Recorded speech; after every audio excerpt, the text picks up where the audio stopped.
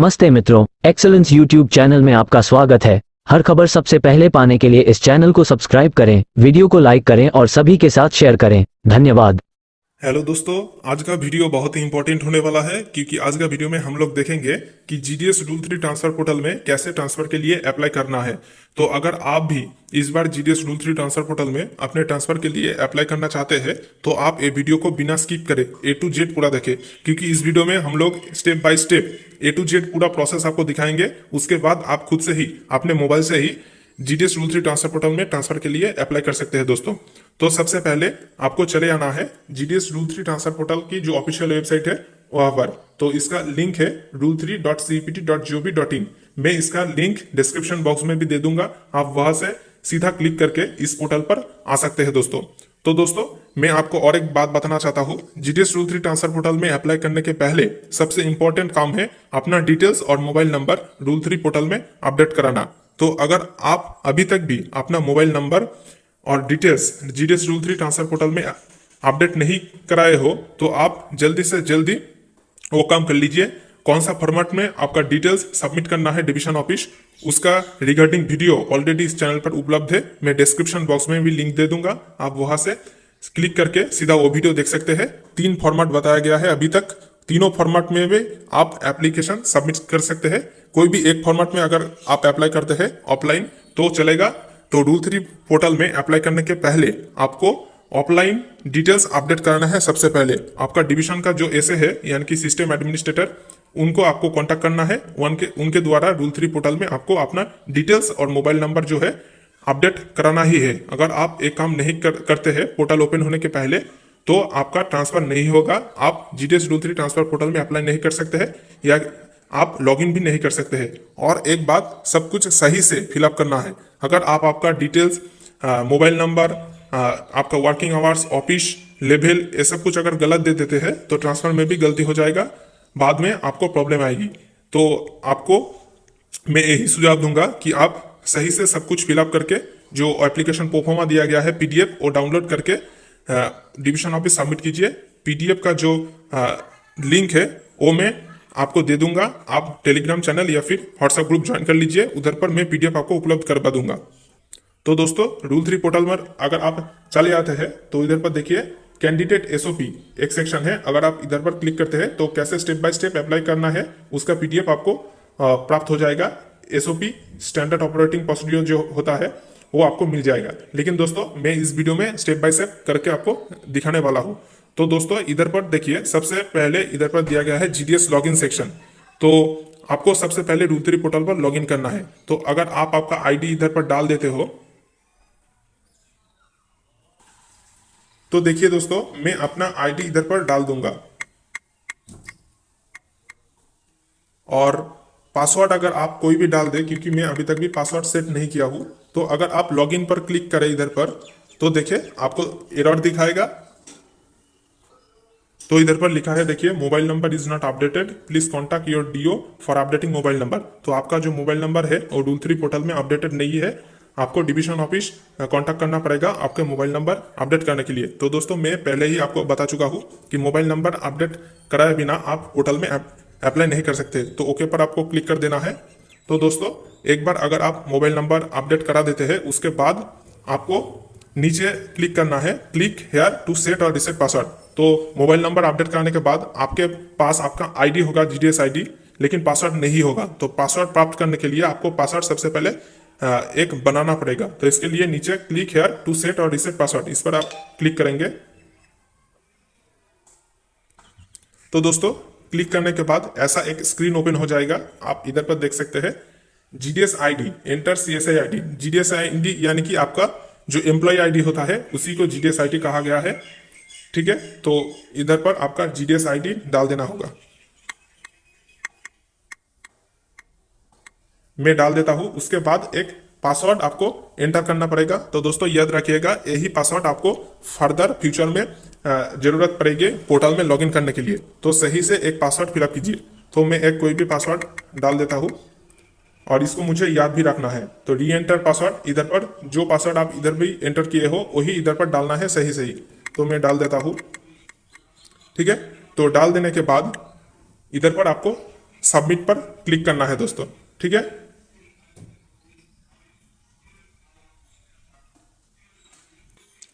तो दोस्तों इधर पर देखिए दिखा रहा है पासवर्ड आर नॉट मैचिंग। इसका मतलब है जो मैं पासवर्ड एंटर किया हूँ दोनों फील्ड में वो अलग अलग हो चुका है। तो आपको ख्याल रखना है जो आप पासवर्ड एंटर करते हैं वो दोनों ही सेम होना चाहिए।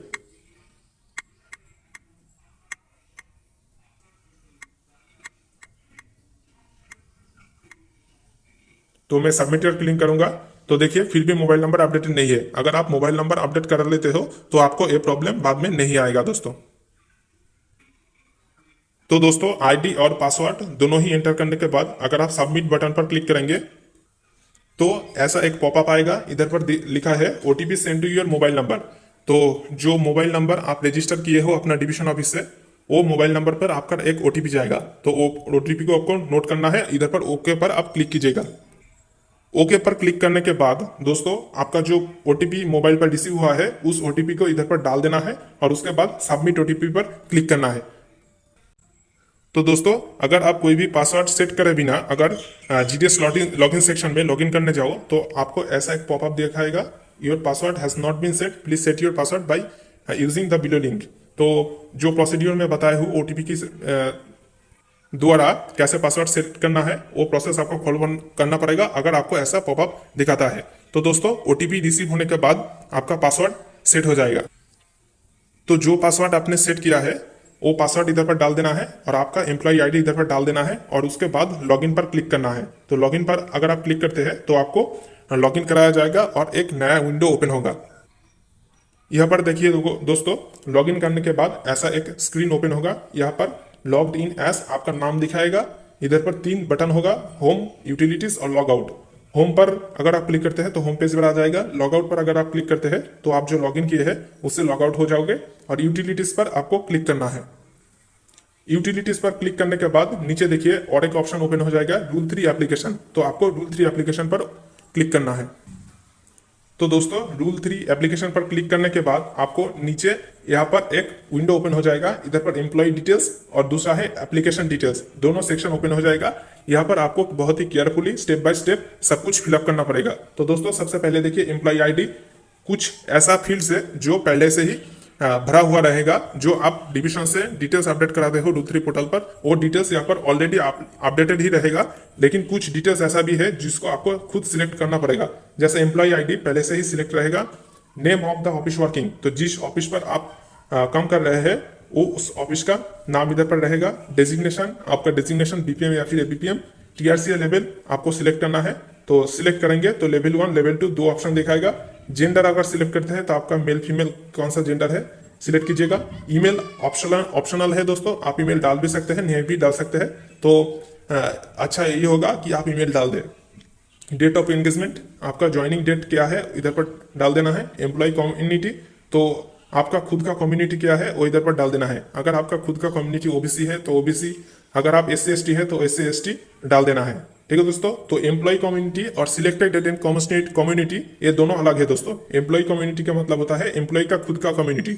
अगर आप खुद ओबीसी है तो इधर पर आपको ओबीसी सिलेक्ट करना है। लेकिन आपका सिलेक्शन अगर यूआर के अगेंस्ट हुआ है, यूआर पोस्ट में हुआ है तो आपको इधर पर यूआर सिलेक्ट करना है। तो दोस्तों दोनों ही अलग है।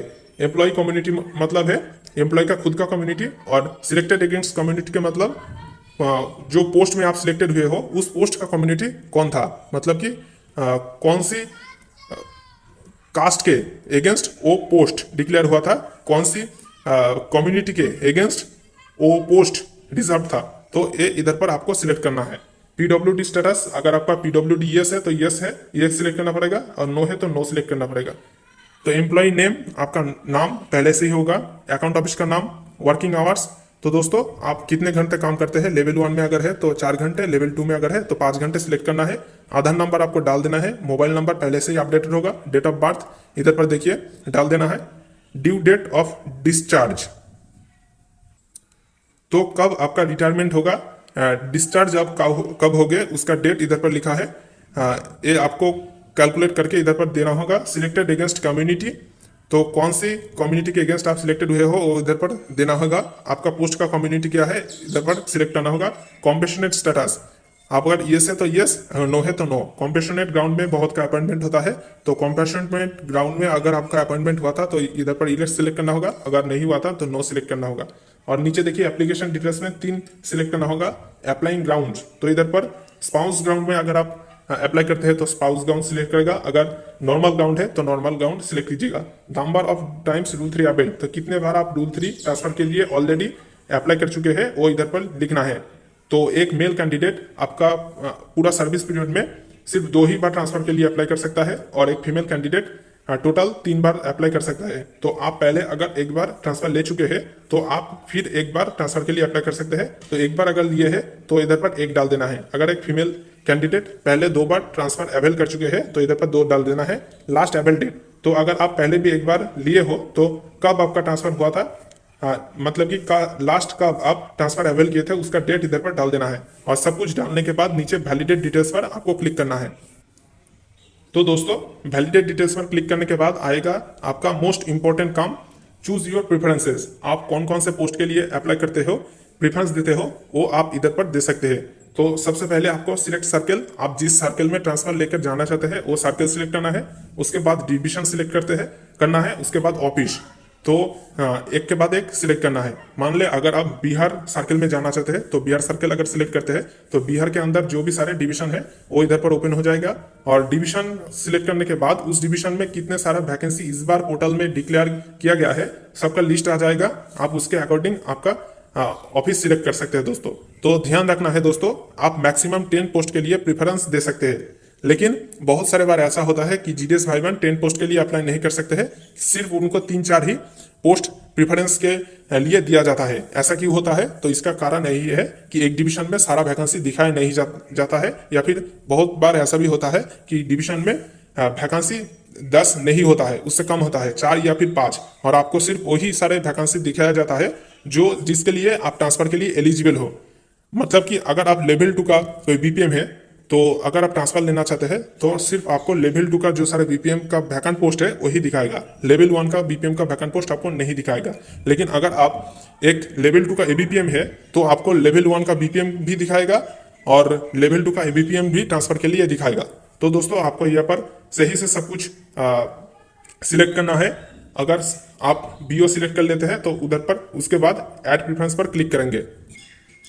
ऐड प्रेफरेंस में क्लिक करने के बाद इधर पर देखिए जो भी सारे प्रेफरेंस आप देते हैं एक के बाद एक वो इधर पर शो करेगा। सीरियल नंबर होगा, प्रेफरेंस नंबर होगा, सर्कल, डिवीजन, ऑफिस, ये सब कुछ दिया होगा। अगर आप डिलीट करना चाहते हैं तो डिलीट पर क्लिक कीजिएगा तो आपका ये प्रेफरेंस डिलीट हो जाएगा। तो याद रखिएगा दोस्तों, एक के बाद एक करके आप मैक्सिमम 10 पोस्ट के लिए प्रेफरेंस दे सकते हैं। तो मैक्सिमम आप 10 पोस्ट के लिए प्रेफरेंस दे, यही मैं आपको चाहूंगा, क्योंकि ज्यादा से ज्यादा आप प्रेफरेंस देने पर आपका सिलेक्शन का चांस बढ़ जाएगा दोस्तों।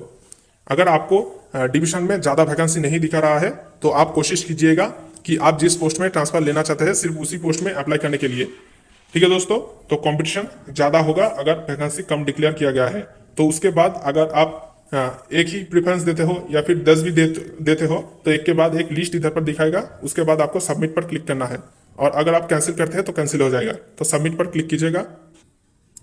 तो दोस्तों सबमिट पर क्लिक करने के बाद आपको और एक पॉपअप दिखाएगा। इधर पर देखिए, please make sure that data entered is correct, application once submitted can not be modified. तो आप ये निश्चित करें कि आप जो कुछ भी डाटा एंटर किए हैं सब कुछ करेक्ट है, क्योंकि एक बार एप्लीकेशन सबमिट हो जाने के बाद आप कुछ भी मॉडिफाई नहीं कर सकेंगे।